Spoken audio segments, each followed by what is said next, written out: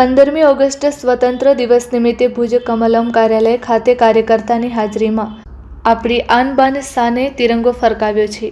ગુજરાત પ્રદેશ Bharatiya Janata party દ્વારા એક વિશેષ સૂચના અનુસાર પરિવારના બાળકો પણ મોટી સંખ્યામાં અત્રે ભેગા થયા છે, જેનો ઉદ્દેશ્ય છે કે બાળપણથી જ બાળકોમાં દેશપ્રેમ જાગે।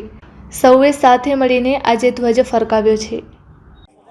આજે સ્વતંત્ર પર્વ 15મી ઓગસ્ટના સમગ્ર દેશ આજે જ્યારે એ સ્વતંત્ર પર્વ ઉજવી રહ્યું છે ત્યારે સમગ્ર દેશની સાથે સાથે ભારતીય જનતા પાર્ટી કાર્યાલય કચ્છ કમલમ મધ્યે પણ સૌ કાર્યકર્તાની હાજરીમાં આપણી આન બાન શાન એ તિરંગો ફરકાવ્યો છે।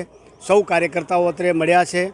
આ વખતે ગુજરાત પ્રદેશ ભારતીય જનતા પાર્ટી દ્વારા એક વિશેષ સૂચના અનુસાર પરિવારના બાળકોને પણ એ અહીંયા લાવવા અને એ અન્વયે આજે આપણને અહીંયા દેખાય છે બાળકો પણ મોટી સંખ્યામાં અત્રે એ આવ્યા છે અને નાનપણથી જ એના મનમાં દેશભક્તિનો ભાવ જાગે, દેશભક્તિનો ભાવ પ્રગટે એટલા માટે એ સૌ એ પરિવારના બાળકો પણ અત્રે આવ્યા છે।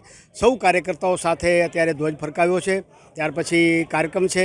સૌ કાર્યકર્તાઓ સાથે મળીને દેશની આન બાન શાન માટે હંમેશા એ આ દેશના સન્માનીય વડાપ્રધાન નરેન્દ્રભાઈ જે પ્રકારે એ 2047માં આ દેશને વિકસિત ભારતની વાત કરે છે ત્યારે એ વિકસિત ભારતની સંકલ્પના માટે આપ સૌ બધાએ દેશભક્તિના ભાવ સાથે કટિબદ્ધ થઈએ એવી જ આજના દિવસે એ પ્રેરણા અમારા સૌ માટે છે।